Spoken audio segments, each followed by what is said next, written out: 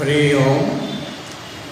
ভগবত ভক্তজন এবং আমার জননীয় ভগিনী, সায়ংকালীন সত্রে আমাদের আলোচ্য বিষয় শ্রীমদ্ ভগবদ গীতার ত্রয়োদশ অধ্যায় ক্ষেত্র ক্ষেত্রজ্ঞ বিভাগ যোগ। 23 নম্বর শ্লোক পর্যন্ত আমাদের আলোচনা হয়েছিল। 23 নম্বর। আজ 24 নম্বর শ্লোক থেকে আরম্ভ হবে। আলোচনা করার পূর্বে আমরা 24 নম্বর শ্লোক থেকে সমবেতভাবে পাঠ করব। শ্লোক সংখ্যা 24। ওম নমো ভগবতে বাসুদেবায়।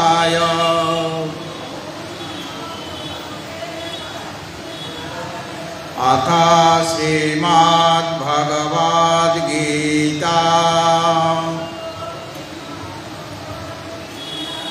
त्रयोदशोऽध्यायः क्षेत्र क्षेत्रज्ञ विभागयोगः। श्रीभगवानुवाच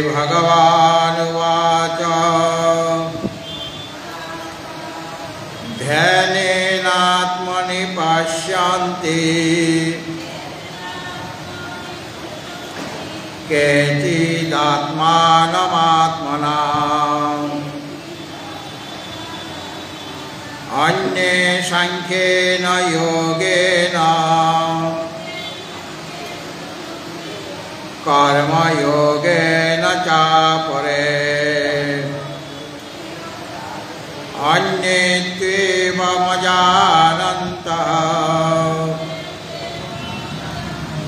श्रुत्वा नेभ्यः उपासते तेऽपि चातितरान्त्येव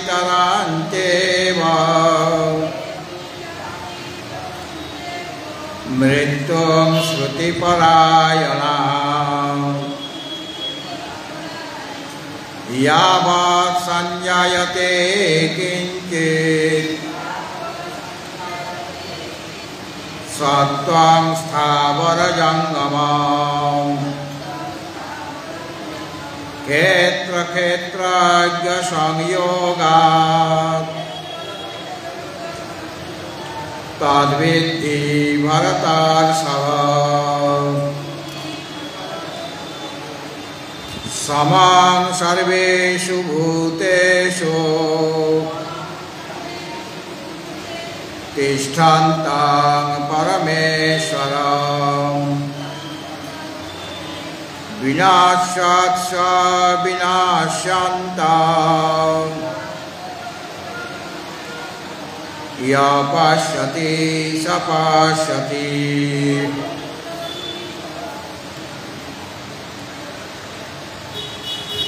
पूर्वेर जे श्लोक अर्थात 23 নম্বর শ্লোক,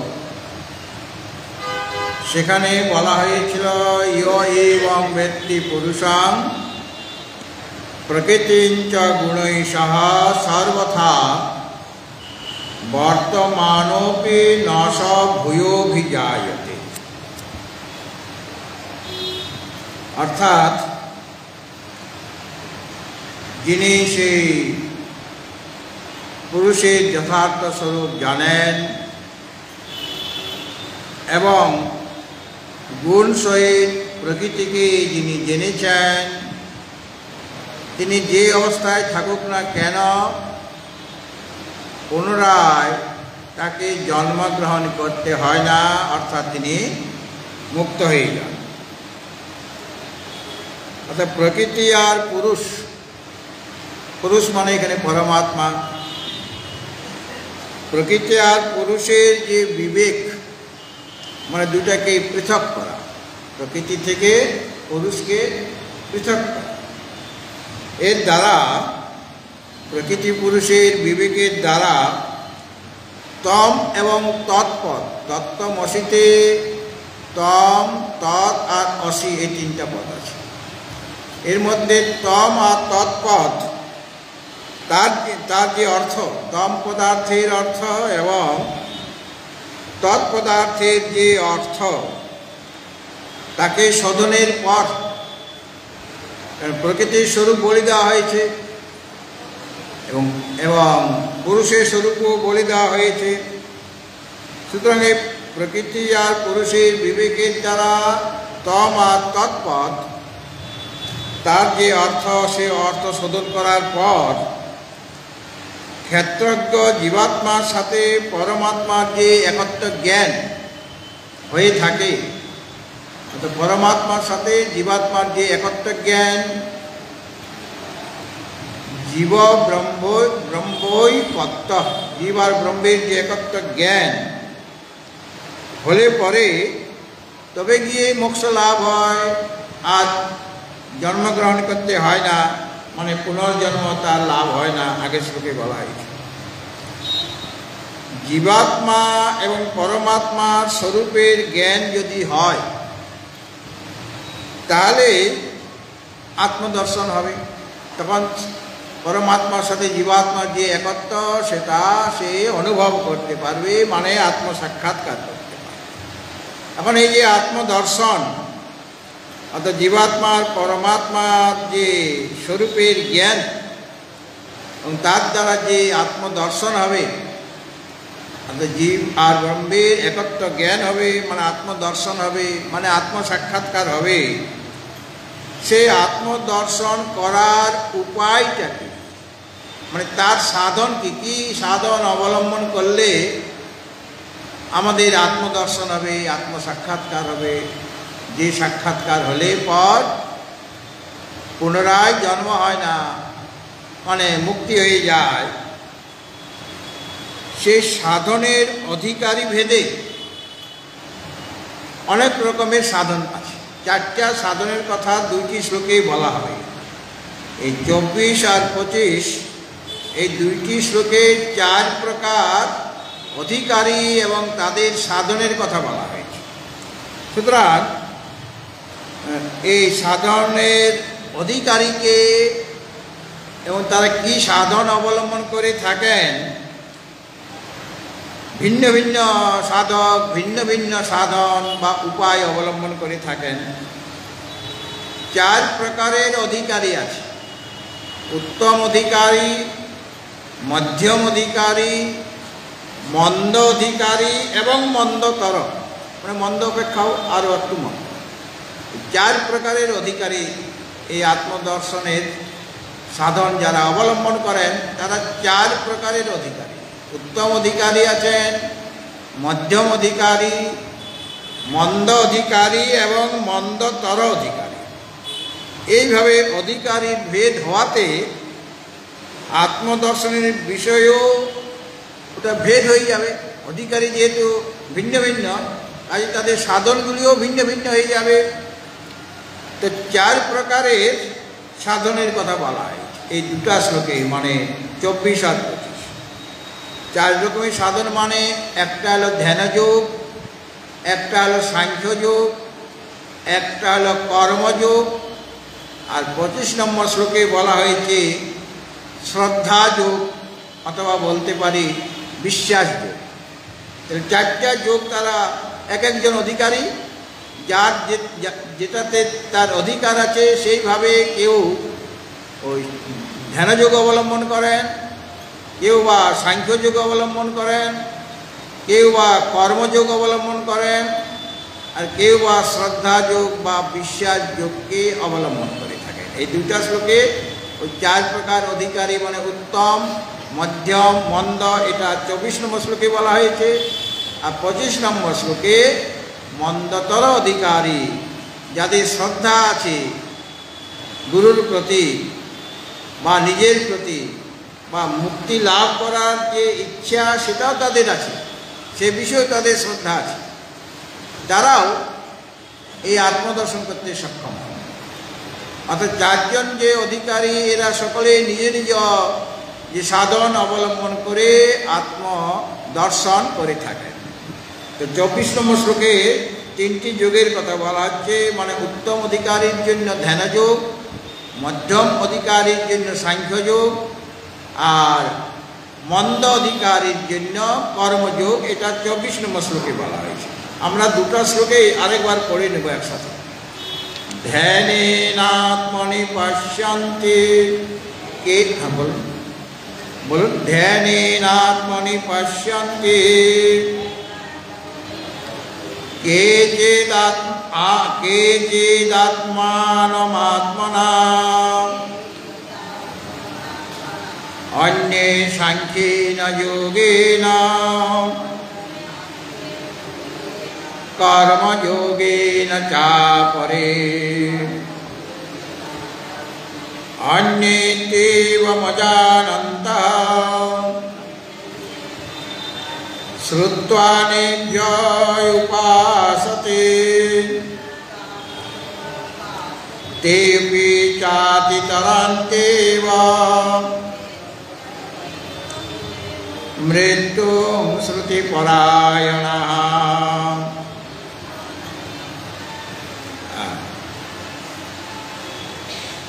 তো ধ্যানেন আত্মনি পশ্যন্তি কেচিৎ আত্মা কেচিৎ আত্মনা আত্মনা কেচিৎ আত্মানম আত্মনা।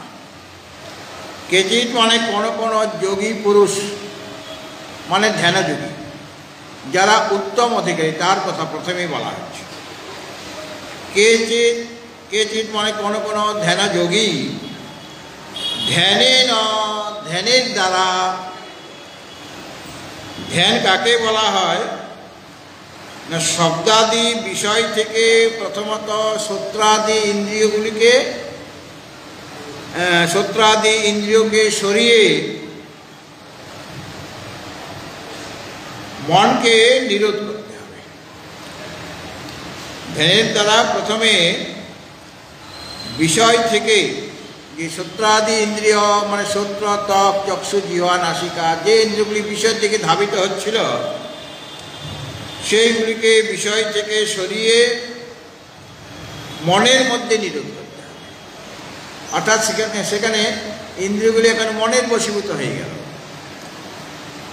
তারপর এখন মন আছে, ইন্দ্রিয়গুলিকে প্রথমে বিষয় থেকে সরিয়ে এনে মনের মধ্যে উপসংহার করতে হবে, মানে মনের মধ্যে নিরোধ করতে হবে ইন্দ্রিয়গুলিকে, মানে বাহ্য ইন্দ্রিয়কে। এখন মন রয়েছে, সেই মনকে প্রত্যক্ষ চৈতন্য স্বরূপ যে আত্মা, সেই আত্মাতে নিরোধ করে যে একাগ্রভাবে চিন্তন হতে থাকে, তার নাম ধ্যান। মানে ধ্যানের সংজ্ঞা এটা, যে প্রথমত বিষয় থেকে ইন্দ্রিয়গুলিকে সরিয়ে এনে মনে নিরোধ করতে হবে ওই ইন্দ্রিয়গুলিকে। তারপর সেই মনকে প্রত্যক্ষ চৈতন্য স্বরূপ যে আত্মা, সে আত্মাতে নিরোধ করে একাগ্রভাবে মনের দ্বারা যে আত্মার চিন্তন হচ্ছে, চিন্তন করা, তার নাম ধ্যান। আচার্য শঙ্কর দৃষ্টান্ত দিয়েছেন উপনিষদের কথা, উপনিষদের শ্রুতি বাক্য দিয়ে উদাহরণ দিয়েছেন যে ধ্যানটা কীরকম না, ধ্যায়তি ইব বকঃ। বক দেখেছেন তো, বগুলা বলা হয় বা বক। সেই বক যখন মাছ ধরে, তার আগে সে এক পা দাঁড়িয়ে ধ্যান করছে, মানে মাছ কোথায় কীভাবে আছে সেটা দেখতেছে, কিন্তু তার শরীর কোনো নড়চড় হচ্ছে না। এটাকে বলা হচ্ছে বকৎ ধ্যান। তো বক যেমনভাবে, তার উদ্দেশ্য কিন্তু আলাদা, সে আত্মচিন্তন করছে না, সে মাছটা কোথায় বেশি, কোন মাছটা ধরা যায়, এই বিষয়ে সে চিন্তন করছে। কিন্তু সেটা চিন্তন সে করছে খুব, মানে শরীরটা একটুও নড়ছে না, এক পায়ে দাঁড়িয়ে সে চিন্তন করে যাচ্ছে। যেমনভাবে বক সমস্ত অন্য ক্রিয়া পরিত্যাগ করে চিন্তন করে, সেরকম তোমাকে বকের মতো একটা উপমা দেওয়া হলো। বকের মতো তোমাকে ধ্যান করতে হবে, কার? সে আত্মার ধ্যান করতে হবে। আবার বলেছেন উপনিষদে, ধ্যায়তি ইব পৃথিবী। এই পৃথিবী যেন ধ্যান করছে, যদিও পৃথিবী অস্থির, মানে তার একটা কেন দুইটা গতি আছে, আহ্নিক গতি আর বার্ষিক গতি।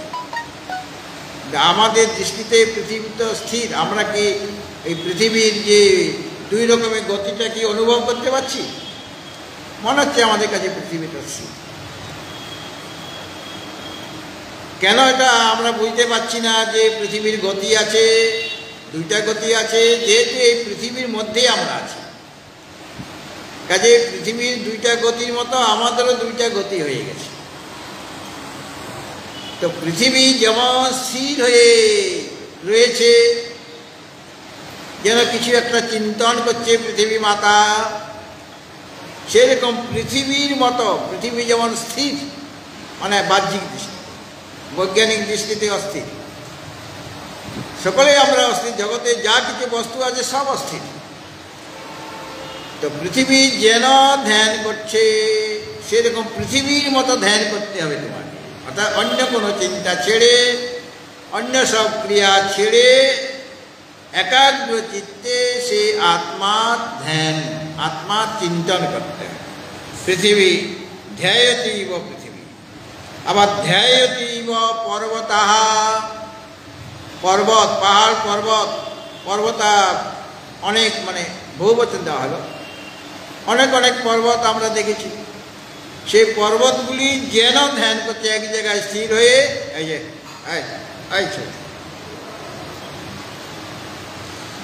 সেই পর্বত সকল যেন ধ্যান করছে, সে স্থির হয়ে এক জায়গায় রয়েছে। সেরকমভাবে পর্বতের মতো তোমাকে ধ্যান করতে হবে। এইগুলি দৃষ্টান্ত শ্রুতিতে দেওয়া হয়েছে, এবং আচার্য এই সূত্রের এই শ্লোকের ব্যাখ্যা করতে গিয়ে ওই শ্রুতি বাক্যগুলি তিনি উদাহরণরূপে দিয়েছেন। এটা ছান্দোগ্য উপনিষদে এই কথাগুলি রয়েছে। ধ্যায়তীব বকাহ, ধ্যায়তীব পৃথিবী, ধ্যায়ন্তীব পর্বতা, পর্বতা বহুবচন বলে ধ্যায়ন্তীব পর্বতা। অর্থাৎ যেমনভাবে বক ধ্যান করে, যেমনভাবে পৃথিবী ধ্যান করে, যেমনভাবে পর্বত সকল ধ্যান করে, সেই রকমভাবে তোমাকে ধ্যান করতে হবে, মানে নিশ্চিন্ত মনে। কারণ তোমার মন তো ইন্দ্রিয়গুলির বিষয় চিন্তন ত্যাগ করেছে, মনের মধ্যে এসেছে, মনের মধ্যে নিরোধ হয়েছে। আর মন, সেই মন বিষয় চিন্তন ত্যাগ করে কেবলমাত্র আত্মচিন্তন করবে। এইভাবে শ্রুতি সকল রয়েছে। তার মানে কিভাবে করবেন সেই ধ্যানযোগী? তিনি কোনো বিষয়কে অবলম্বন না করে অন্য কোনো বিষয়, মানে এই যে শব্দাদি বিষয়, সেগুলিকে অবলম্বন করবেন না। তো যে বিষয়টা নিয়ে, যে বিষয়টা অবলম্বন করেছেন, এখানে তিনি সেই প্রত্যক্ষ চৈতন্য স্বরূপ আত্মাকে অবলম্বন করেছেন। সেই যে অবলম্বন, মানে যার অবলম্বন করেছে, আমরা বিষয়েরও ধ্যান করতে পারি, কিন্তু এখানে আমার আশ্রয়টা কি, অবলম্বনটা কি না আত্মা, আমি আত্মার ধ্যান করব। সুতরাং সে আত্মাকে অবলম্বন করে তৈল ধারাবত একটা বোতলে তেল আছে, সেই তেলটা যদি অন্য পাত্রে আমি ঢালি, তাহলে ওই যে তৈলের ধারা পড়ছে উপরে, আমার তৈলযুক্ত বোতলটা ছিল, আর যেটাতে নেব আমি, সেই বোতলটা নিচে আছে। সুতরাং যখন তেল ঢালা হচ্ছে উপরের বোতল থেকে, তখন তৈলের যে ধারাটা, তার মধ্যে কোনো বিচ্ছেদ নাই, কোনো রকম বাতাস ঢুকে নেই, বুদবুদ নাই, অবিচ্ছিন্নভাবে তৈল ধারাটা পড়তে থাকে নিচের বোতলে।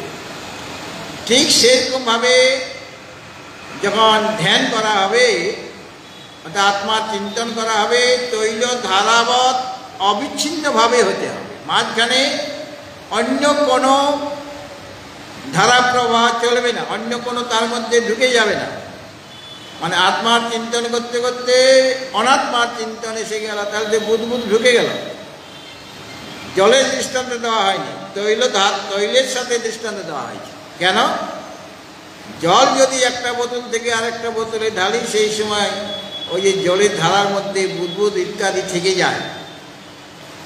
এই জন্য তৈল ধারাবৎ অবিচ্ছিন্ন, অর্থাৎ তৈলের ধারার মধ্যে যেমন কোনো অন্য কোনো জিনিস ঢুকে যাচ্ছে না, সেরকম অবিচ্ছিন্ন যখন হয়ে যায় সেই চিন্তন, মানে আত্মচিন্তন করার সময়ে বিষয় চিন্তন আসছে না বা অন্য কোনো চিন্তন আসছে না, অনাত্মা চিন্তন আসছে না, সেই সময় যেটা হচ্ছে যে চিন্তন, তৈলে ধারাবৎ অবিচ্ছিন্নভাবে যে চিন্তন, তার নামে এখানে ধ্যান বলা হয়েছে। তো ধ্যান শব্দের দ্বারা এখানে নিদিধ্যাসন বলা হয়েছে। ধ্যান মানে নিদিধ্যাসন। আমরা জানি শ্রবণ, মনন আর নিদিধ্যাসন। প্রথমত বেদান্ত বাক্যে শ্রবণ, তারপর মনন, তারপর ধ্যান বা নিদিধ্যাসন। তো বেদান্ত বাক্যাদি প্রথমে শ্রবণ করতে হবে, তারপর মনন করতে হবে। তার ফলরূপে সে যখন গুরুর মুখ থেকে আত্মার স্বরূপ তিনি জেনেছেন, জীবের স্বরূপ শুনেছেন, এটা হলো শ্রবণ। তারপর সেটা মনন মানে চিন্তন বিচার করছেন। এই শ্রবণ মনন করার পরেই তুমি নিদিধ্যাসনের যোগ্য হলে। যার শ্রবণ মনন নেই সে ধ্যান করতে পারবে না, সে নিদিধ্যাসন করতে পারবে না। সুতরাং শ্রবণ মননের ফলরূপে যখন বিজাতীয় যে মানে আত্মা থেকে ব্যতিরিক্ত অন্য কিছু, মানে কেবল সজাতীয় প্রত্যেক ধারা চলতে থাকবে, মানে কেবল আত্মচিন্তনের ধারাটা চলতে থাকবে, কোনো বিজাতীয় ধারা ওর মধ্যে প্রবেশ করবে না। মানে আত্মা অতিরিক্ত অন্য কোনো চিত্তবৃত্তির সাথে তার যোগ হবে না। চিত্তবৃত্তির দ্বারা কেবল সজাতীয় প্রত্যয়ের অবিচ্ছিন্ন ধারা চলতে থাকবে। আত্মচিন্তনের মাঝে অন্য কোনো অনাত্মা চিন্তন সেখানে প্রবেশ করবে না, মানে বিজাতীয় চিন্তন আসবে না। বিজাতীয় মানে আত্মা থেকে, আত্মচিন্তন থেকে ভিন্ন যে অনাত্মা চিন্তন বা বিষয় চিন্তন, বা আমি ধ্যান করতে বসেছি এরপরে আমাকে ওই কাজটা করতে হবে, তাহলে অন্য চিন্তা এসে গেল। কিন্তু কেবলমাত্র সজাতীয় যে চিন্তন চলতে থাকবে তাকেই বলা হচ্ছে ধ্যান বা নিদিধ্যাসন। এইরকম ধ্যানের দ্বারা ধ্যানেন গেছে, ধ্যানেন মানে এই যে ধ্যানের যে সংজ্ঞা দেওয়া হলো, আমাদের যোগ দর্শনও বলা আছে, আচার্য শঙ্কর ধ্যানের এই সংজ্ঞা দিয়েছেন। এই ধ্যানের দ্বারা যার অন্তঃকরণ শুদ্ধ হয়েছে, মানে এরকম ধ্যানেন আত্মনা, আত্মনা মানে আত্মার দ্বারা। আত্মা শব্দের অর্থ এখানে অন্তঃকরণ, মানে অন্তঃকরণে চারটা বিভাগ। যখন যেরকম সে কাজ করবে সেই অনুসারে চারটা নাম হয়েছে, মন, বুদ্ধি, চিত্ত। মন, বুদ্ধি, চিত্ত আর অহংকার, এই চারটা নাম হয়েছে। আর আসলে অন্তঃকরণ একটাই, যেমন প্রাণ একটাই, তার নাম প্রাণ, অপান ইত্যাদি হয়ে গিয়েছে। সেরকম অন্তঃকরণ একটাই, কিন্তু তার নাম ভিন্ন ভিন্ন হয়েছে। যখন যে কাজটা করবে সেই অনুসারে এই নামগুলি দেওয়া হয়েছে। ধ্যানেন আত্মনা, ধ্যানের দ্বারা যার মনটি শুদ্ধ হয়েছে, সংস্কৃত মন। সংস্কৃত মানে সংস্কার করা হয়েছে, যেটা সংস্কার করা হয় সেটা হলো সংস্কৃত। অর্থাৎ ঘরটা নোংরা ছিল, মানে রং টং উঠে গিয়েছিল ঘরের, সেটা আমি সংস্কার করলাম, মানে রং টং ইত্যাদি করলাম। বা ময়লা ছিল, অনেক ময়লাগুলি পরিষ্কার করলাম, তখন ঘরটি সংস্কৃত হলো, মানে শুদ্ধ হলো। সেরকম অন্তঃকরণের যে মল রয়েছে সেটাও ধ্যানের দ্বারা সংস্কৃত হয়ে যাবে, অর্থাৎ সেই মনটি শুদ্ধ হয়ে যাবে। ধ্যানের দ্বারা সংস্কৃত হয়েছে যে আত্মা, মানে মন বা অন্তঃকরণ, সেই অন্তঃকরণের দ্বারা যত আমি ধ্যান করব যত আমি আত্মচিন্তন করব তত আমার মনটিও শুদ্ধ হতে থাকবে। যে যত বেশি আত্মচিন্তন করবে তার মনটি তত বেশি শুদ্ধ হতে থাকবে। সুতরাং এই ধ্যানের দ্বারা যার আত্মা, মানে এখানে আত্মনা, এখানে যে আত্মা শব্দ রয়েছে তার অর্থ হল অন্তঃকরণ। সুতরাং ধ্যানের দ্বারা যার অন্তঃকরণটি শুদ্ধ হয়েছে, সে শুদ্ধ অন্তঃকরণের দ্বারা আত্মনি আত্মানম পশ্যন্তি, এখানে অনেক কয়েকটা আত্মা শব্দ রয়েছে। তো প্রথম যে আত্মনা শব্দ রয়েছে তার অর্থ হল মনসা বা অন্তঃকরণেন বা মনসা। আর আত্মনি মানে আত্মাতে, মানে হৃদয় গুহায়, হৃদয়ের মধ্যে বা বুদ্ধি, হৃদয়কেই বলা হচ্ছে বুদ্ধি গুহা বা হৃদয় গুহা। এই বুদ্ধিতে আত্মান, এই আত্মা শব্দের অর্থ হল প্রত্যক্ষ চৈতন্য বা আত্মা। সেই আত্মাকে মানে পরমাত্মা, প্রত্যক্ষ চৈতন্য স্বরূপ যে আত্মা, সেই আত্মাকে পশ্যন্তি মানে দর্শন করেন। দর্শন করেন মানে সাক্ষাৎকার করেন, মানে অনুভব করেন যে উনি আমি সেই, এইরকমভাবে তিনি দর্শন করছেন। এটাকে বলা হচ্ছে আত্মদর্শন বা আত্মসাক্ষাৎকার। তাহলে ধ্যানযোগী কি করছেন না, ধ্যানেন আত্মনা আত্মনি আত্মানং পশ্যন্তি। ধ্যানেন আত্মনা আত্মনি আত্মানং পশ্যন্তি। আত্মার দ্বারা, ধ্যানের দ্বারা মানে আত্মার দ্বারা, মানে শুদ্ধ অন্তঃকরণের দ্বারা, আত্মনি মানে বুদ্ধিতে, শুদ্ধ বুদ্ধিতে বা হৃদয়ে, আত্মানং মানে প্রত্যক্ষ চৈতন্য বা চৈতন্য স্বরূপী আত্মা, সেই আত্মাকে পশ্যন্তি মানে দর্শন করেন, মানে সাক্ষাৎকার করেন। তাহলে সেই মুক্ত হয়ে যাবে। আত্মদর্শন হলেই, আত্মসাক্ষাৎকার হলেই তিনি মুক্ত হয়ে যাবেন। এটা একটা উত্তম অধিকারী এই ধ্যানযোগকে অবলম্বন। আর এটা হলো আত্মদর্শনের একটা উপায়। সেই উপায় হলো ধ্যানযোগ, এবং এই ধ্যানযোগকে অবলম্বন করেন যারা উত্তম অধিকারী। আর যারা মধ্যম অধিকারী, অন্য মানে ওদের থেকে অন্য, ওই ধ্যানযোগীর অপেক্ষা ভিন্ন যারা, মানে এখানে মধ্যম অধিকারী, সেই মধ্যম অধিকারী সাংখ্যেন যোগেন, সাংখ্য যোগের দ্বারা আত্মানম আত্মনি পশ্যন্তি, ওটা যোগ করে নিতে হবে। ওটা একবারেই বলা হয়েছে। ধ্যানেন আত্মনি পশ্যন্তি কেচিৎ আত্মানম আত্মনা, কেচিৎ আত্মানম আত্মনা পশ্যন্তি, কেচিৎ আত্মানম আত্মনা পশ্যন্তি। এটা প্রথম লাইনে আছে, প্রথম চরণে আছে। সেটা সাংখ্য যোগের ক্ষেত্র ওই জিনিসটা সংযুক্ত করতে হবে। এটাকে বলা হচ্ছে অনুবৃত্তি। অর্থাৎ সাংখ্য যোগেন আত্মানম আত্মনি পশ্যন্তি, এই কথাটা লাগিয়ে নিতে হবে। এটা একবার বলা আছে, কিন্তু সাংখ্য যোগের ক্ষেত্রে ওটা নিতে হবে, তবে গিয়ে অর্থটা সম্পূর্ণ হবে। অর্থাৎ সাংখ্য যোগের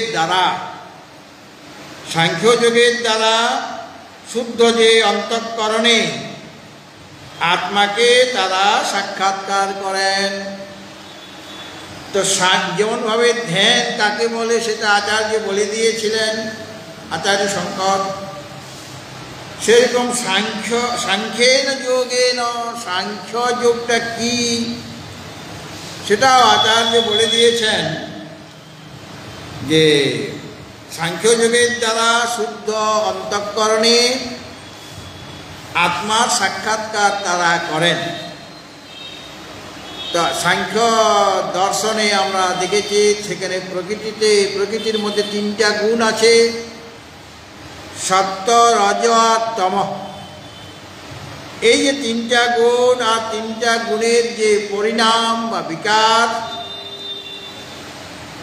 হচ্ছে এই জগৎ প্রপঞ্চ। তিনটা গুণ থেকেই প্রকৃতির যে তিনটা গুণ, সেই তিনটা গুণকে আশ্রয় করে প্রকৃতি থেকেই এই বিশ্ব প্রপঞ্চ সৃষ্টি হয়েছে। এবং এই যে জগৎ প্রপঞ্চ সেটা আমার কাছে দৃশ্য, পরমাত্মার কাছে সেটা দৃশ্য। কেননা পরমাত্মা হচ্ছেন এই জগৎ প্রপঞ্চের দ্রষ্টা, যাকে উপদ্রষ্টা আগে বলা হয়েছে। উপদ্রষ্টা হনুমন্তা চ ভর্তা ভোক্তা মহেশ্বর পরমাত্মেতি চাপ্যুক্ত দেহে অস্মিন পুরুষ পরঃ। সুতরাং এই তিনটা গুণের পরিণাম স্বরূপ, সত্য রজতম তিনটা গুণের পরিণাম স্বরূপ যে জগৎ প্রপঞ্চ, বিশ্ব প্রপঞ্চ, সেটা পরমাত্মার দৃশ্য, শুদ্ধ চৈতন্যের বা প্রত্যেক চৈতন্যের দৃশ্য। তিনি হচ্ছেন দ্রষ্টা, মানে সমীপে থেকে কেবল দর্শন করছেন, সাক্ষী। অর্থাৎ এই যে আমার দ্বারা যেটা দেখা যাচ্ছে, মানে আমি দ্রষ্টা, আমার কাছে ওটা দৃশ্য, কিন্তু আমি ওদের ওই প্রকৃতির যত কার্য, যা কিছু জগৎ প্রপঞ্চে দেখা যাচ্ছে তা থেকে ভিন্ন আমি, এবং তাদের যে কার্য, সেই কার্য থেকেও আমি ভিন্ন, দ্রষ্টা দৃশ্য থেকে ভিন্ন হয়। তো এই সমস্ত জগৎ প্রপঞ্চ থেকে আমি হচ্ছি ভিন্ন, এবং তাদের যা সত্য রজতময় তিনটা গুণের যা কাজ, সে কাজ থেকেও ভিন্ন আমি সাক্ষী, দ্রষ্টা মাত্র। এবং সেই সমস্ত গুণ থেকেও আমি ভিন্ন। এবং আমি কীরকম, দ্রষ্টারূপে আমি কীরকম, আমি হচ্ছি নিত্য, আমি বিভু মানে ব্যাপক, আমি নির্বিকার। প্রকৃতির বিকার আছে, কিন্তু আমার মধ্যে কোনো প্রকার বিকার নেই। আর আমি হচ্ছি সত্য, এবং সমস্ত প্রকারের জড়বর্গের সাথে আমার কোনো প্রকার সম্বন্ধ নেই। অর্থাৎ জড়বর্গের যে দোষ গুণের দ্বারা আমি কোনো সময়ে লিপ্ত হই না। এমন যে চৈতন্য স্বরূপ আত্মা হচ্ছি আমি, এই প্রকারের চিন্তনের নাম হচ্ছে সাংখ্য।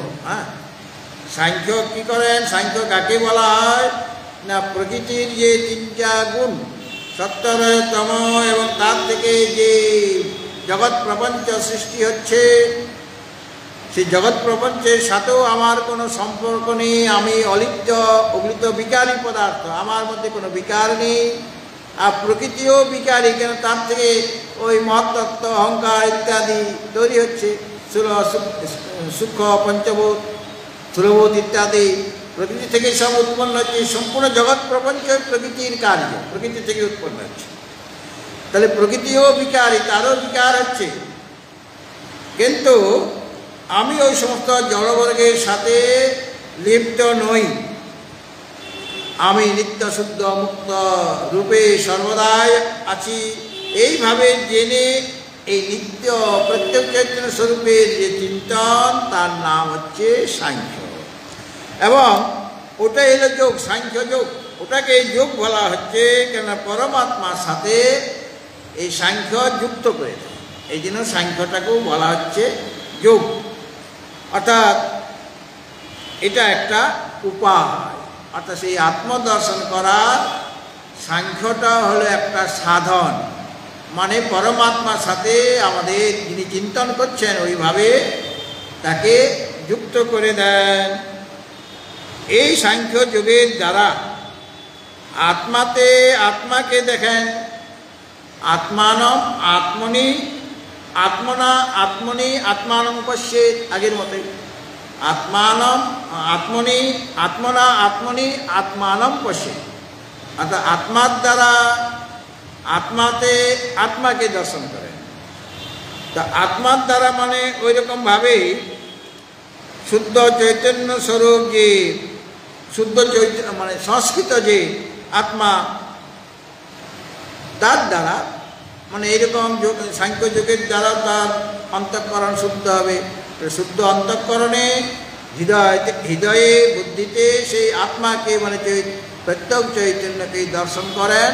কিন্তু তাদের সাধনটা বা উপায়টা হয়ে গেল সাংখ্যযোগ। এরা মধ্যম অধিকারী। আর উত্তম অধিকারী ধ্যানযোগের দ্বারা এই কাজটাই করছিলেন, মানে আত্মানম আত্মনি পশ্যতি, ওটাও তাদের হচ্ছিল। আর সাংখ্যযোগের দ্বারাও আত্মনা আত্মনি আত্মানম পশ্যতি, আই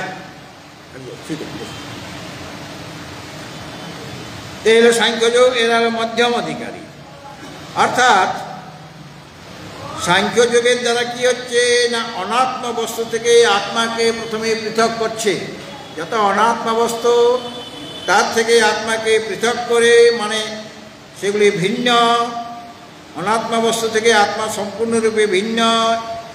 এই জ্ঞান উৎপন্ন হওয়ার পরে আত্মবিষয়ক ধ্যানের তারা করছেন, মানে সাংখ্যযোগের দ্বারা এইভাবে তারা চিন্তন করছেন। সেই ধ্যানের দ্বারা, মানে ওই সাংখ্যযোগ এর দ্বারা তারা নিজের বুদ্ধিতে, ওই অন্তঃকরণের দ্বারা, নিজ বুদ্ধিতে, মানে শুদ্ধ মনের দ্বারা, বুদ্ধিতে মানে হৃদয় গুহাতে সে আত্মাকে সাক্ষাৎকার করেন।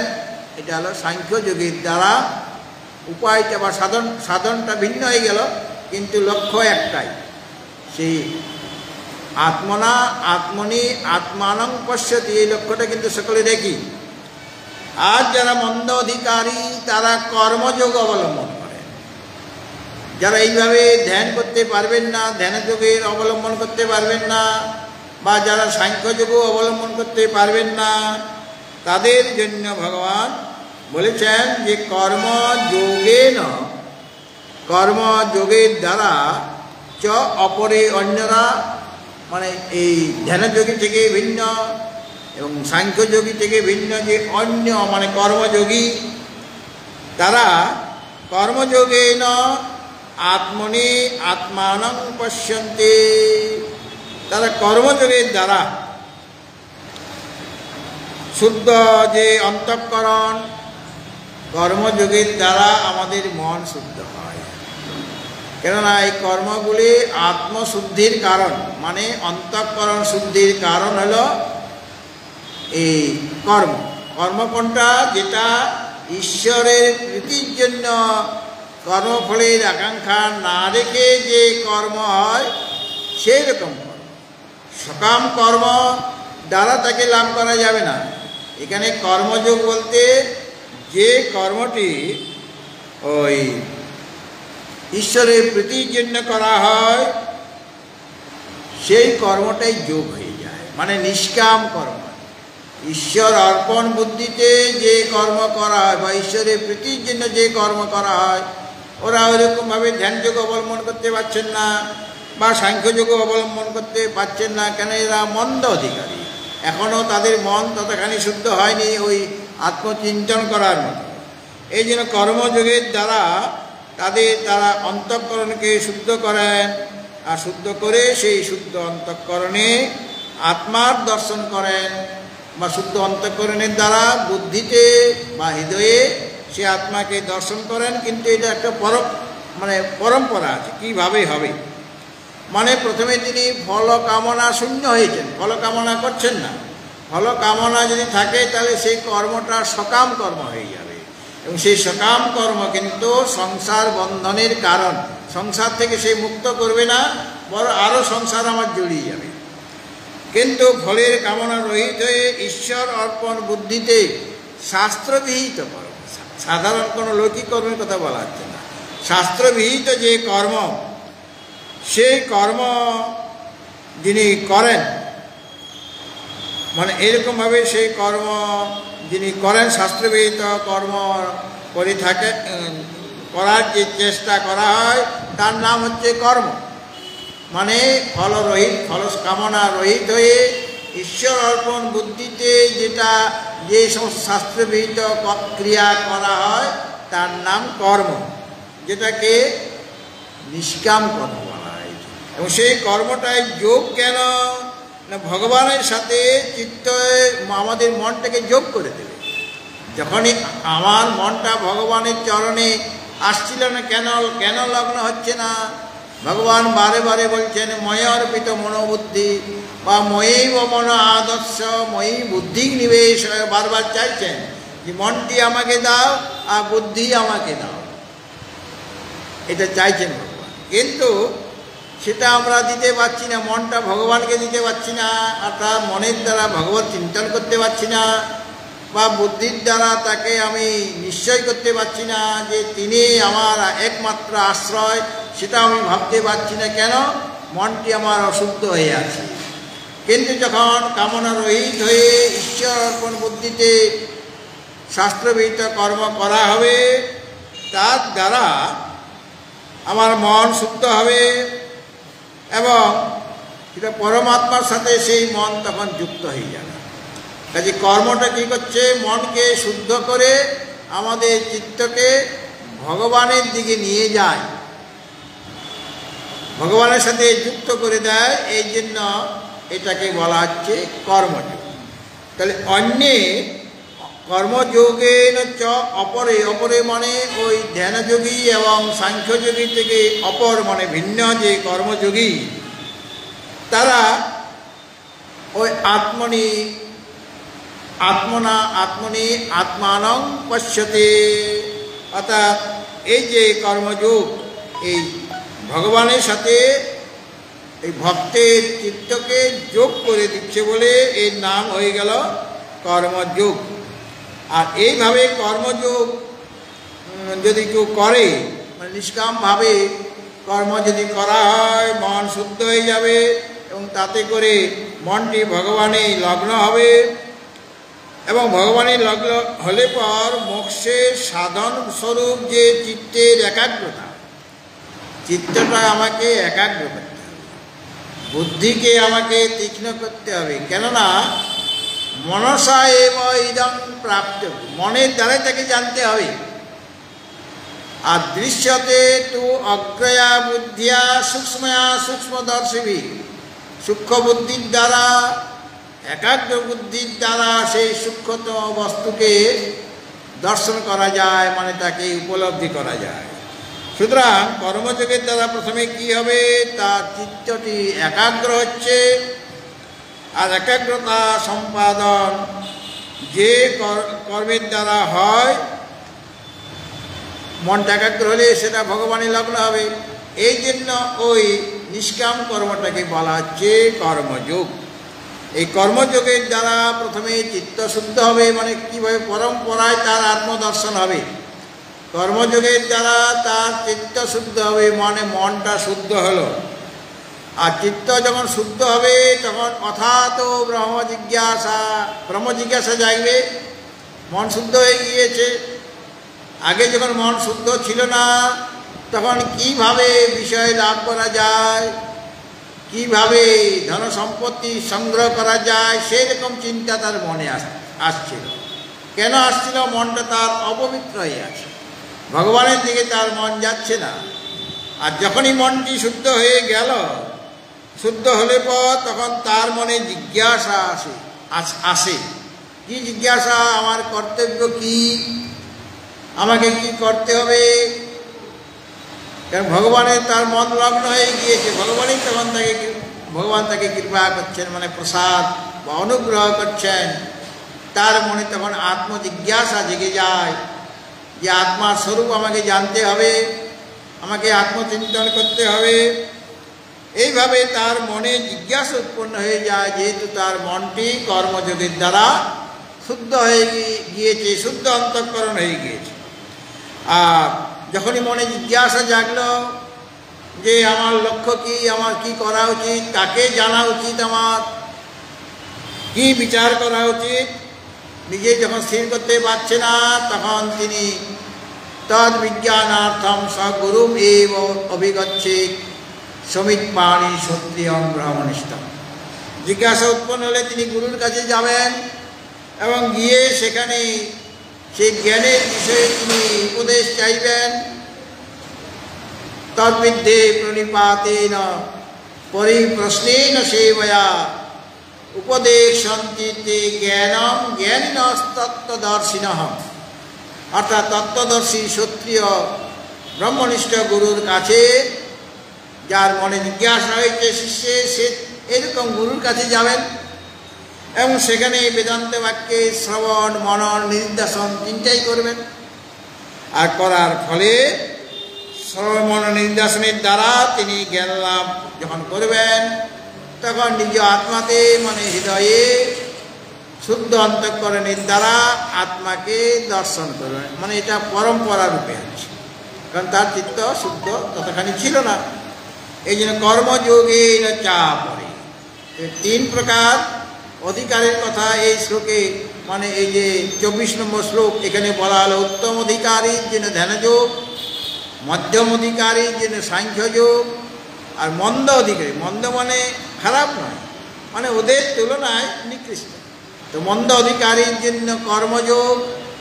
আর যারা এই উত্তম অধিকারীও নয়, মধ্যম অধিকারীও নয়, আর মন্দ অধিকারীও নয়, কর্মযোগও সে অবলম্বন করতে পারছে না, তারা কি করবেন? সেরকম ব্যক্তি তো সংসারে আছে, তাদের জন্য পরবর্তী যে শ্লোক, মানে যারা মন্দতর অধিকারী, তারা কি করবেন, তারা কিভাবে তাদের মোক্ষমার্গে প্রবৃত্ত করবার জন্য ভগবানের কৃপা হবে, গুরু কৃপা হবে, এবং তার দ্বারা তাদেরও মোক্ষ লাভ হবে। মন্দতর অধিকারী মানে অধিকারী হতে হবে, মানে আত্মদর্শন করার জন্য মনের মধ্যে একটা শুভ ইচ্ছা থাকতে হবে। তো ধ্যানযোগীরও সেই ইচ্ছা ছিল, সাংখ্যযোগীরও সেই ইচ্ছা ছিল, মানে মুমুক্ষু তোমাকে হতে হবে, মুক্তি লাভ করার ইচ্ছা। কর্মযোগীরও সেই ইচ্ছা, এই জন্য সেই কর্মযোগ অবলম্বন করেছেন, মানে আধারটাকে তৈরি করার জন্য, মনটাকে তৈরি করার জন্য। তবে গিয়ে তার মনে জিজ্ঞাসা জাগবে, তারপরে সে গুরুর কাছে যাবে, আর গুরুর কাছ থেকে ওই উপদেশ লাভ করবেন, তার মুখ থেকে শ্রবণ মনন নির্দেশন সমস্ত কিছু তিনি ভালোভাবে জানবেন, সেইভাবে তিনি পালন করবেন, তাতে তার মোক্ষ হয়ে যাবে। কিন্তু এরকম যাদের এই 3টাতে যার অধিকার নেই, মানে এইভাবে বিকল্প করছে, তুমি যদি উত্তম অধিকারী হও তাহলে ধ্যানযোগ অবলম্বন করো, আর যদি ধ্যানযোগী উত্তম অধিকারী না হও তাহলে তুমি মধ্যম অধিকারী যদি হও তাহলে সাংখ্যযোগ অবলম্বন করো, আর যদি মন্দ অধিকারী হও তাহলে কর্মযোগ অবলম্বন করো। আর তাতেও যদি তুমি অধিকারী না হয়ে থাকো তাহলে তোমার মধ্যে শ্রদ্ধা থাকতে হয়, তবে গিয়ে তোমার আত্মদর্শন হয়ে যাবে। সেই কথাটি বলছেন এই 25 নম্বর শ্লোকে। দেখুন, অন্যেতেব মজানন্তঃ শ্রুত্বানেভ্যয় উপাসতে তেপি চাতিতরন্তেব মৃত্যুং শ্রুতি পরায়ণাঃ। অন্যেতু মানে ওই 3 জনের থেকে যারা ভিন্ন, যারা ধ্যানযোগীও নন, যারা সাংখ্যযোগীও নন, যারা কর্মযোগীও নন, তার থেকে ভিন্ন যে মন্দতর অধিকারী। তো মন্দতর মানে খুব খারাপ তা নয়, মানে ওদের তুলনায় মন্দতর। হ্যাঁ, সেই মন্দতর যে অধিকারী তারা, এখানে তু শব্দ হচ্ছে দেওয়া আছে, অন্যে তু, তু মানে তু শব্দটা ওই যে আগের যে 3টা পক্ষ বলা হয়েছে, ধ্যানযোগের দ্বারা, সাংখ্যযোগের দ্বারা, কর্মযোগের দ্বারা, এই 3 রকমের সাধনের কথা বলা হয়েছিল। এখানে তার থেকে ভিন্ন অধিকারীর যে সাধন সেটা অন্যরকম হবে, ওদের চেয়ে আলাদা হবে। কাজেই প্রথম যে 3 প্রকার অধিকারীর কথা বলা হয়েছিল, উত্তম, মধ্যম আর মন্দ, তার থেকে ভিন্ন। অন্যেতু মানে ওই 3 জন থেকে, 3 রকমের অধিকারী থেকে ইনি হচ্ছেন ভিন্ন ব্যক্তি, কারণ ওদের মতো অধিকার এর নেই। কিন্তু ওদের মতো অধিকার না থাকলেও এরও অধিকার আছে, মানে আত্মদর্শন করার যোগ্যতা এদেরও আছে। তারা কি করবেন? এবং অজানন্ত, এবং অজানন্ত মানে ধ্যানযোগ বা সাংখ্যযোগ বা কর্মযোগের মধ্যে কোনো একটা দ্বারাও পূর্বোক্ত যে আত্মতত্ত্ব মানে প্রত্যেক চৈতন্যকে তারা অজানন্ত মানে তারা জানেন না, মানে ওইগুলো অবলম্বন করেন না। ধ্যানযোগ অবলম্বন করার যোগ্যতা নেই, বা সাংখ্যযোগ অবলম্বন করার যোগ্যতাও নেই, বা কর্মযোগ অবলম্বন করার তাদের অধিকার মানে সেরকম যোগ্যতা নেই। তো তারা তো আত্মতত্ত্বকে জানতে পারেনি, কিন্তু এরাও আত্মতত্ত্বকে কিভাবে জানতে পারবেন, সেটার উপায় কি, তাদের সাধনটা কি?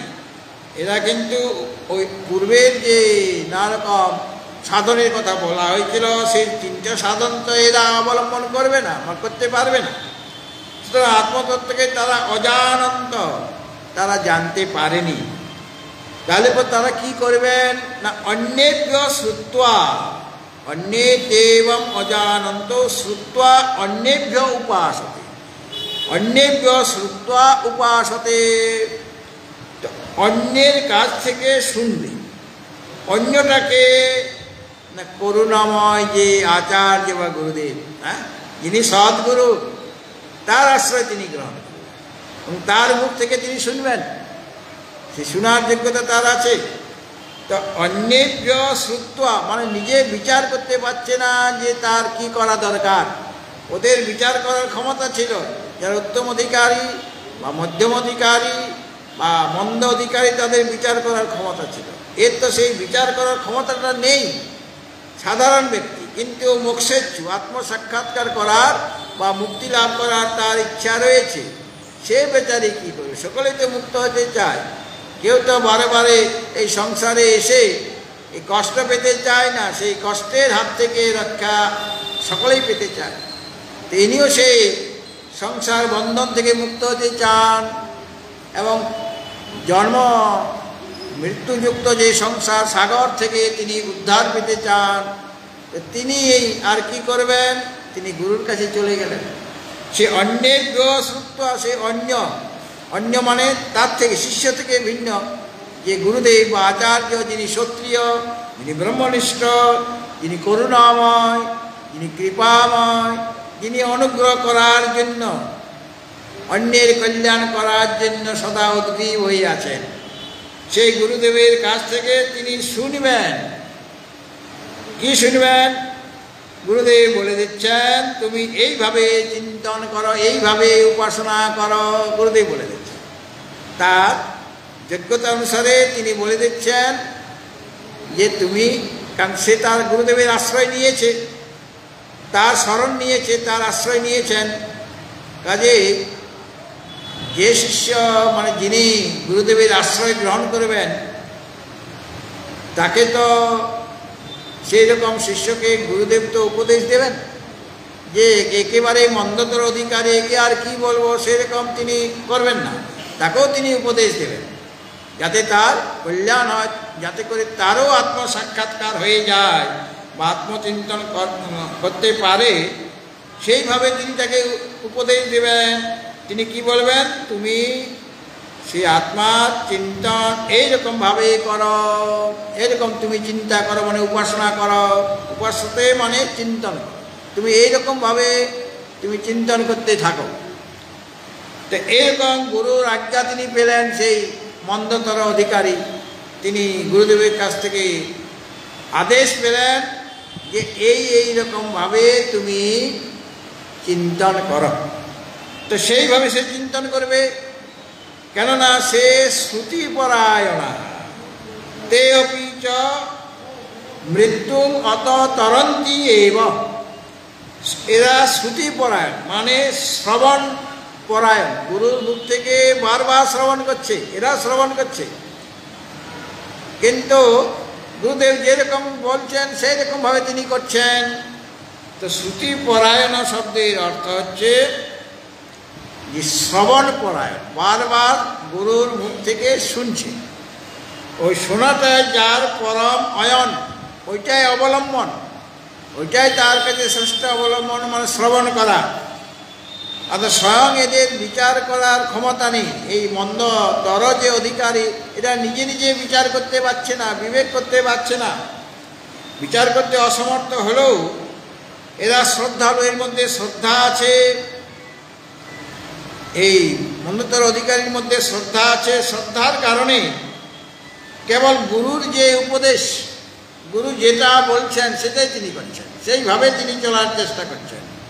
সেই গুরুর উপদেশ শ্রুতি, শ্রুতি মানে শ্রবণ, গুরুর উপদেশ শ্রবণ করে আর তৎপর হয়ে থাকেন, মানে শ্রবণ করে সেই অনুসারে তিনি চলেন। গুরুদেব যা বলেন, যেভাবে চিন্তন করতে বলেন, ঠিক সেরকমভাবে তিনি চিন্তন করেন। কেন গুরুদেব বলেন যে তুমি এইরকমভাবে উপাসনা করো, মানে এইরকমভাবে চিন্তন করো। সুতরাং শ্রবণ করাই হচ্ছে মোক্ষ মার্গ, শ্রবণ করাই মোক্ষ মার্গে প্রবৃত্তির জন্য।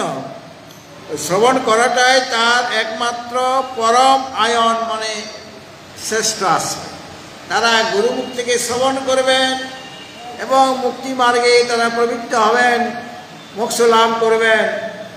এই জন্য তারা শ্রুতি পরায়ণ হয়েছেন, মানে গুরুদেবের মুখ থেকে যে শ্রবণ, শ্রুতি মানে শ্রবণ, সেই শ্রবণটাই হলো তার কাছে পরম অয়ন, মানে পরম সাধন।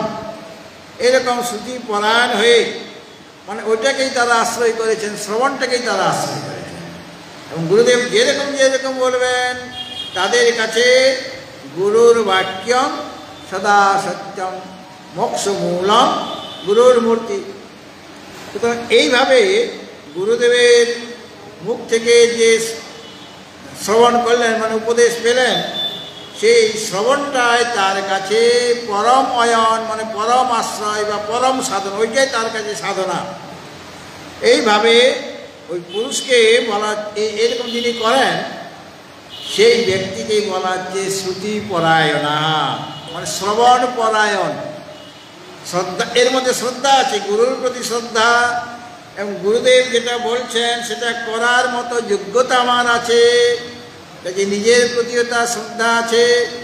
এবং গুরুদেব যেটা বলছেন যে তোমারও মোক্ষ হয়ে যাবে, সেই বাক্যও তার শ্রদ্ধা আছে। গুরুদেব বলেছেন এইভাবে চিন্তন করলেই তুমি মুক্ত হয়ে যাবে সংসার থেকে। সুতরাং শ্রুতি পরায়ণা তিনি হয়ে যান। আর ইনি কেবল অন্যের কাছ থেকে, শ্রুতা অন্যেভ্য উপাসতে, অন্যের কাছ থেকে, মানে তার থেকে ভিন্ন যে সদ্গুরু, ক্ষত্রিয় ব্রহ্মনিষ্ঠ যিনি, সেই আচার্যের কাছ থেকে উপদেশ গ্রহণ করে সেটাকে তিনি প্রমাণ মেনেছেন, তার বাক্যটাই প্রমাণ। এইভাবে শ্রুতি পরায়ণ যে পুরুষ, স্বয়ং তার বিচার করার বা বিবেক করার ক্ষমতা না থাকলেও তিনি হচ্ছেন গুরুর অধীন। তো গুরু যেরকমভাবে উপদেশ দিচ্ছেন, যেরকমভাবে চলতে বলছেন, ঠিক সেইরকমভাবে চলছেন, তার কোনো এদিক সেদিক হচ্ছে না। গুরুদেব বলেছেন ওখানে যাবে না তো যাবে না, ওখানে যাবে তো যাবে, এই ধরনের। অর্থাৎ শ্রুতি মানে গুরুদেব যে উপদেশ দিচ্ছেন সেটা, সেই উপদেশ মানে প্রতি বাক্য, মানে যে সমস্ত বাক্য তিনি বলছেন, সব বাক্য তিনি হৃদয় দিয়ে, মন দিয়ে সেটাকে তিনি পালন করছেন। এইভাবে গুরুদেবের অধীনে থেকে তার কথা মতো চলে, তার মুখ থেকে শ্রবণ করে যিনি চিন্তন করেন, মানে গুরুদেব যেভাবে বলেন যে এইরকমভাবে তুমি চিন্তন করো, ঠিক সেইরকমভাবে তিনি চিন্তন করেন। এইরকম ব্যক্তিও মৃত্যু অতিতরন্তি এব, এরাও মৃত্যুকে, মানে মৃত্যুযুক্ত যে সংসার, তেষামহং সমুদ্ধর্তা মৃত্যু সংসার সাগরা ভবামি ন চিরাৎ পার্থ ময়্যাবেশিত চেতসাম। অর্থাৎ এরাও, অর্থাৎ যারা শ্রুতি পরায়ণ, যার মধ্যে শ্রদ্ধা আছে, যার মধ্যে গুরুর প্রতি বিশ্বাস আছে, এবং সেই অনুসারে যিনি অর্জুনের মতো সেই উপদেশ পালন করেন। অর্জুন বলেছিলেন করিষ্যে বচনং তব, অর্থাৎ তোমার কথা মতো আমি চলবো, মানে তোমার উপদেশ পালন করবো। ঠিক সেরকমভাবে তিনি গুরুর উপদেশ পালন করছেন। পালন করাতে তার কি হবে, তিনিও মৃত্যু অতিতরন্তি এবং মৃত্যুযুক্ত যে সংসার, সেই সংসারকে তারাও অতিতরন্তি এবং মানে অতিক্রামন্তি, অর্থাৎ মৃত্যুযুক্ত সংসার থেকে তারাও মুক্ত হয়ে যান এবং তারাও মোক্ষ লাভ করেন। তাদেরও আর এই সংসারে ফিরে আসতে হয় না। কেননা ভবামিন এই তেষামহং সমুদ্ধর্তা মৃত্যু সংসার সাগরা। ভগবান শ্রীকৃষ্ণ দ্বাদশ অধ্যায়ে বলেছেন, আমি তাদের মৃত্যুযুক্ত সংসার সাগর থেকে উদ্ধারকর্তা হয়ে যাই। ওই তেষামহং সমুদ্ধর্তা মৃত্যু সংসার সাগরা ভবামি ন চিরাত পার্থ, মানে অচিরেই তাদের উদ্ধার করে থাকি, কিন্তু একটা কন্ডিশন দিয়েছে, মইয়া বেশিত চেতসাম, যার চিত্ত আমাতে নিবিষ্ট হয়ে আছে তাদের আমি উদ্ধার করতাম। আর যারা মনকে আমাতে লগ্ন করেনি তাকে উদ্ধার আমি করি না, তাকে আমাতে মন লগ্ন করলে তাকেও উদ্ধার করব। সেরকম গুরুর চরণে যিনি মন লগ্ন করেছেন, গুরুর অঙ্গ্রে পদ্মে মনশ্চেন্ন লগ্ন, তথা কেম তথা কেম তথা কেম তথা কেম। গুরুর চরণে যদি মন লগ্ন না হয় তাহলে সেই জীবন রেখে কি লাভ? যদি অনেক ধন সম্পত্তি থাকে বা অনেক কিছু থাকে, বিষয় থাকে, আর গুরুর চরণ কমলে মন যদি লগ্ন না হয় তাহলে সব কিছু পেয়েও আমার কোনো লাভ হবে না। সুতরাং যারা শ্রুতিপরায়ণ, যার মধ্যে শ্রদ্ধা আছে, শ্রুতিপরায়ণ মানে শ্রবণ পরায়ণ, তারাও মৃত্যুকে অতিক্রম করেন, অর্থাৎ জন্ম মৃত্যুর চক্র থেকে তারাও মুক্ত হয়ে যান, অর্থাৎ তারাও মোক্ষ লাভ করেন। তাই মন্দতর অধিকারীও যদি সংসার সাগর থেকে উদ্ধার পেয়ে যায়, মানে আত্মসাক্ষাৎকার যদি করতে পারে, তাহলে ওই যে ধ্যানযোগী বা সাংখ্যযোগী বা কর্মযোগী এরা যে মৃত্যুকে অতিক্রম করবেন, অর্থাৎ এরাও যে আত্মসাক্ষাৎকার করবেন, এ বিষয়ে কোনো সংশয় নেই। এই কথাটাই ওটা দিয়ে বলছেন যে এরাও যদি মন্দতর ব্যক্তিও, অধিকারীও যদি মৃত্যুকে অতিক্রম করতে পারেন, মানে মোক্ষ লাভ করতে পারেন, তাহলে এরা যে করবেই, ধ্যানযোগী, সাংখ্যযোগী, কর্মযোগী, এদের যে আত্মদর্শন হবে এই বিষয়ে কোনো সন্দেহ নেই। কাজে তোমার যেটাতে যোগ্যতা রয়েছে সেই যোগ্যতা অনুসারে, তোমার স্তর অনুসারে একটাকে অবলম্বন। যদি ধ্যানযোগ বা সাংখ্যযোগে অবলম্বন না থাকে তাহলে কর্মযোগ যদি না থাকে তাহলে গুরুর আশ্রয় গ্রহণ করো। আর গুরুও তাকে সেইভাবে নিয়ে যাবে, ধীরে ধীরে গুরু সেই মন্দতর অধিকারীকে কর্মযোগে অধিকারী করে দেবেন, তারপর তাকে সাংখ্যযোগীতে নিয়ে আসবেন, সাংখ্যযোগীর অধিকারী করে দেবেন, তারপর তাকে ধ্যানযোগীর মানে উত্তম অধিকারী করে দেবেন। যে একদম র মেটেরিয়াল ছিল তাকে ধীরে ধীরে মন্দতরকে মন্দ করবেন, তারপরে মধ্যম করবেন, তারপরে উত্তম অধিকারী বানিয়ে আত্মসাক্ষাৎকার করবেন। অর্থাৎ গুরুর কাছে যদি একবার যে কোনো সাধারণ ব্যক্তিও পড়ে যায়, ধীরে ধীরে গুরুদেব তার এইভাবে উত্তম অধিকারী বানিয়ে তাকে আত্মসাক্ষাৎকার করিয়ে ছাড়বেন। সুতরাং তমেব মাতা চ পিতা তমেব, তমেব বন্ধুশ্চ সখা তমেব, তমেব বিদ্যা দ্রবিণাং তমেব, তমেব সর্বং